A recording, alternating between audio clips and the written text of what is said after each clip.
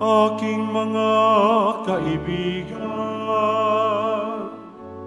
alam na ninyo ang tanan na mula sa amang mahal.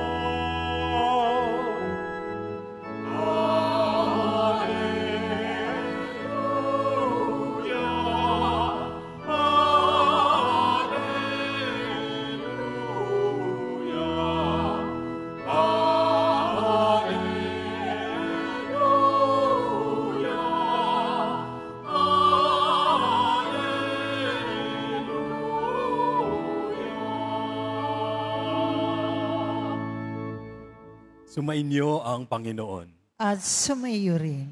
Ang mabuting balita ng Panginoon ayon kay San Juan. Papuri sa iyo, Panginoon.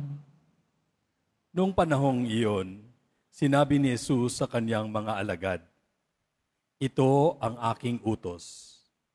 Mag-ibigan kayo gaya ng pag-ibig ko sa inyo.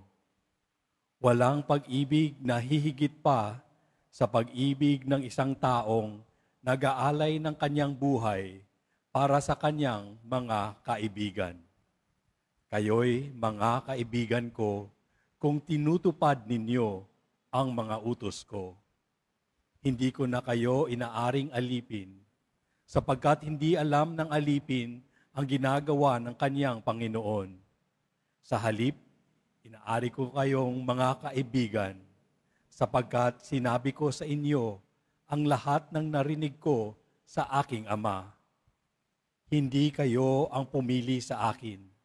Ako ang pumili at humirang sa inyo upang kayo'y humayo at mamunga at manatili ang inyong bunga. Sa gayon, ang anumang hingin ninyo sa Ama sa aking pangalan ay ipagkakaloob sa inyo. Ito ang inuutos ko sa inyo, mag-ibigan kayo." Ang mabuting balita ng Panginoon. Pinupuri ka namin, Panginoong Hesukristo. Magsiyo po ang lahat.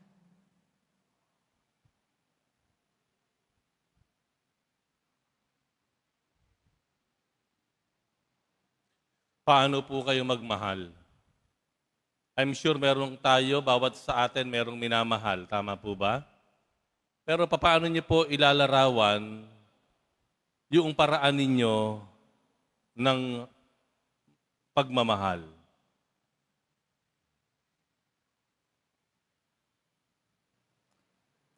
Ang sabi ng Panginoon sa Ebanghelyo ay maliwanag.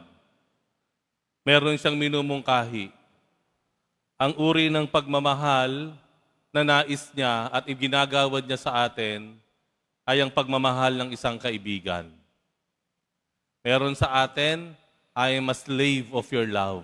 Alipin ka ng pagmamahal ng isang tao. Pero ang gusto ng Panginoon, ang inihahain, iniaalok niya sa atin, ang nais niyang pagmamahal sa atin ay pagmamahal ng isang kaibigan. Love of a friend. Bakit kaya? Tingnan muna natin, nung panahon ni Jesus, institusyon po ang alipin. No? Slavery. It was an institution. Ibig sabihin po, pangkaraniwan po ang may alipin nung panahon ni Jesus. At kung babalikan natin ang uri ng buhay o ilalarawan natin ang buhay ng alipin, malayong-malayo po sa pagiging kaibigan. Halimbawa, ang alipin po nung panahon ni Jesus ay binibili. Ibig sabihin, mayroong nagmamay-ari. You do not own your life. Pagmamay-ari ka ng kung sino ang bumili sa iyo o kung sino yung pinagkakautangan mo. Ibig sabihin po, wala kang karapatan, wala kang kalayaan. Wala kang sariling identity. Pwede kang parusahan ng iyong amo kahit hinala lamang, hindi pa napapatunayan na may kasalanan ka, pwede kang parusahan agad sa kapritsyo ng iyong amo. No? Wala kang karapatan. Okay? Yan ang alipin ng panahon ni Jesus. At yan ang malayo sa plano ng Diyos Dahil ang hinahangad ng Diyos ng ating mahal na pong Jesus Nazareno ay pagmamahal ng isang kaibigan. Kung titignan natin yung mga sumunod na binanggit sa Ebanghelyo, mayroong 3 katangian ng kaibigan na binigyan niya ng diin. Una, ang kaibigan daw, ginagalang ang kalayaan ng kanyang kaibigan. Ang pagmamahal ng isang kaibigan, iginagalang ang kalayaan mo. Kung tunay na kaibigan, ginagalang ang kalayaan mo. Hindi ka itinatali, hindi ka ikinukulong. Malaya ka na magkaroon pa ng ibang kaibigan. Kasi minsan masyado tayong possessive sa kaibigan. Pag nagkaroon ng bagong friend, nagseselos, mag-aaway. May mga magkakaibigan, ayaw na ng iba. Tayo-tayo na lamang. Tropa-tropa to eh. Ano nangyayari? Kapag nagkaroon ka ng kaibigan, may instant kaaway ka rin. Di po ba? Hindi po ganon. Ang tunay na pagmamahal ng isang kaibigan na ibinibigay ng Diyos sa atin ay ginagalang ang ating kalayaan. Kaya ano sabi doon? Sasabihin ko sa aking mga kaibigan kung ano ang nanggagaling sa aking Ama. Ibig sabihin, walang sikreto. Pag walang sikreto, malaya ka. Di ba minsan po, ang paraan natin para makuha, mapasunod yung isang tao, ay meron tayong inililihim para makontrol natin siya. Very controlling minsan tayo. So may mga bahaging ililihim tayo sa pangyayari para yung tao umaasa sa atin, sumusunod. Kasi yung tao, hindi niya alam ang buong kwento, ang buong pangyayari. Kaya siya ay nagiging alipin. Hindi na igagalang ang kanyang kalayaan. Pero hindi iyon ang uri ng pagmamahal na isang kaibigan na mayroon ang Diyos sa atin. Iginagalang ang ating kalayaan. Kaya nga minsan, kahit tayo nagkakamali, nangyayari at nangyayari. Kahit mali yung ating pinili, nangyayari at nangyayari. Pero bilang isang kaibigan, naroroon ang kaniyang wagas at tunay na pagmamahal. Ang ikalawang katangian ng tunay na kaibigan, ng pagmamahal ng isang kaibigan, ayon na rin sa ating binasa, yung kaibigan po natin, hinahangad ang ating kabutihan.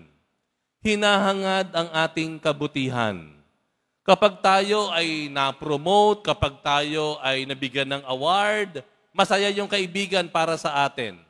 Hindi nakikipagkompetensya, hindi nagseselos, hindi naiinggit. Bakit? Hinahangad niya ang kabutihan ng kaniyang kaibigan. Sa makatuwid, kapag hinahangad mo ang kabutihan ng iyong kaibigan, hindi ka magsasabi ng mga bagay na gagawin ng kaibigan mo na ikasasama niya. Alam nyo, minsan, akala natin tama yung pakikisama o tamang pakikipagkaibigan, yung maling ginagawa ng kaibigan mo, gagayahin mo rin. Ang dahilan mo, pakikisama eh. Tandaan po natin ito. Kapag may pinapagawa o nangyayari ay ginagawa na natin ng mga bagay na masama, na hindi naman talaga natin ginagawa, doon po nagtatapos ang pagkakaibigan. Hindi po pagkakaibigan ang tawag doon. Pag-aalipin po iyon.